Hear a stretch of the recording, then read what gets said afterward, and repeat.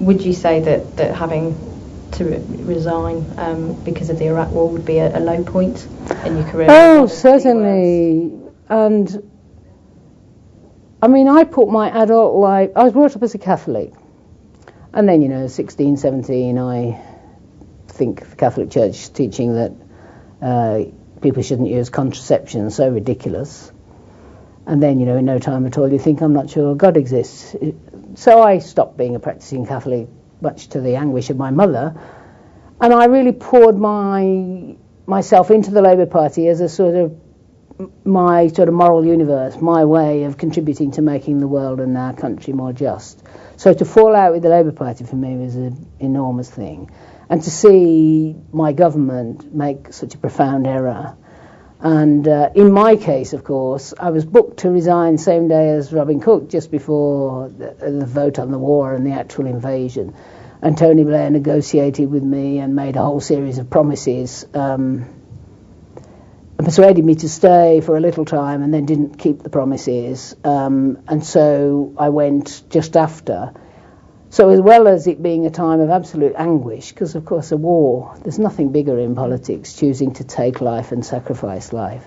So there's anguish over that, anguish about the errors my country's making, anguish about the suffering of Iraq and the mess of the Middle East.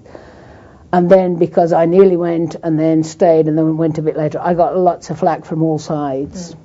So I was trying to do my best, and I know that I was sincerely trying to do my best, not, calculating my self-interest, but it was a pretty miserable time, yeah. Do you still feel let down by Tony Blair about that time, or? Yes, I think Tony has blighted his place in history. He lied. I think if Britain hadn't gone along with George Bush, America might not have even invaded, might have taken longer, might have stuck with the rest of the international community. We needed to do something about Iraq because the sanctions were killing children, causing enormous suffering. But and Blix thought there were WMD there. I've met him since and read his book. But when they found there wasn't, then we had to proceed in a different way, and we should have indicted Saddam Hussein for war crimes and crimes against humanity, like Milosevic, and done Iraq in a different way. And I think if Tony Blair had told the truth, discussed it honestly, we probably could have prevented a disaster that's killed, up to 1 million Iraqis, displaced millions of them, wrecked the country, nearly 200 young Brits are dead and many others mangled and injured, and the Middle East ever more dangerous. So, and I think Tony's ruined his reputation. It's a tragedy all round. You said that Tony Blair's ruined his reputation. We move on to the current Prime Minister, Gordon Brown. Do you feel with what's happened with the expenses scandal? Obviously the details of your own wrong payment of mortgage, which was a few years back, did come out in the wash with it. No, let me say something about that, because this was from 2003 to 6. I filled in the figure in the box, sent in all the paperwork, and actually I changed from an interest-only mortgage to a repayment. So then over time it becomes the wrong figure. And it took them till 2006 to pick it up. It became then a big figure because it had been over such a long time.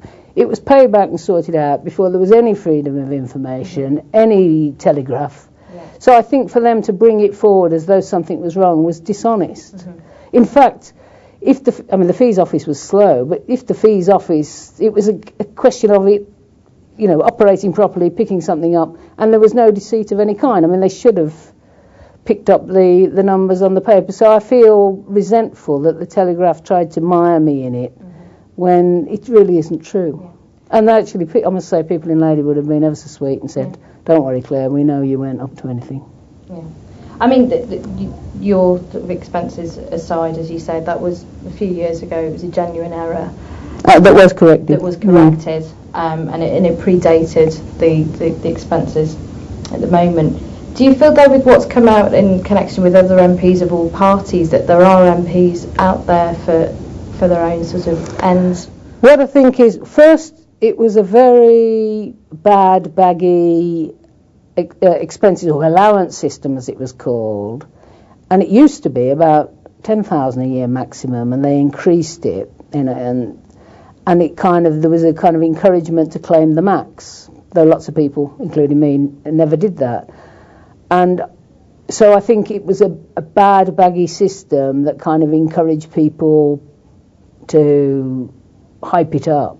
But then some people, it seems to me, engaged in fraud, and they've been exposed, and there are police inquiries. And then some people were so greedy. I mean, I'm stunned, like everyone else. But I think that will now be cleaned up. I mean, already there's been announcements, all parties agree, it'll all be tightened up, it will be externally scrutinised. But I think there's deeper problems with British politics. I think one of the reasons that people were so angry about that, I mean, they're entitled to be angry, it's disgraceful, but is also they were already feeling very fed up with the British political system, so that was kind of the plank that broke the camel's back. There's more than expenses that's wrong.